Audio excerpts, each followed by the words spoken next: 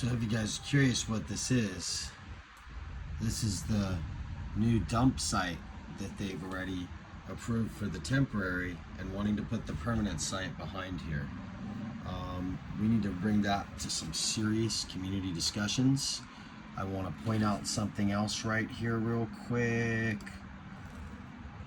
That if we look at this area right here and where we're looking at, that area is right here.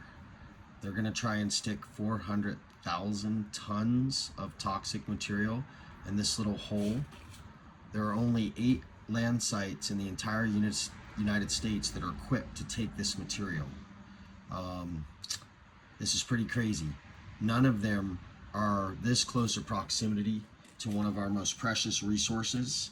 And then if you look right here, this is where the stream groundwater runs through. This comes from one of the maps from the state's putting out right now to test these spots right here for the groundwater for the highways. So I just want to bring this to everyone's attention. If you don't know about this, this is happening right now already.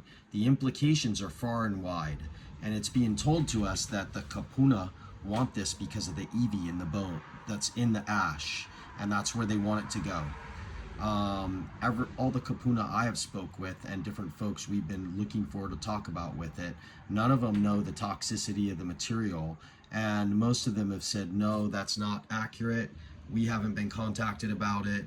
And if we're talking about our great-grandchildren having cancer and our grandchildren and the things that are associated with these toxins happening, then we really need to take a closer look at this as a community and ask the right questions, because this is going down. We're probably only 5 weeks away from this really starting to happen. That's the little entrance you see at the dump by Olowalu. This is what's going on, and I'm trying to fill my community in so that we can start to pay attention to this.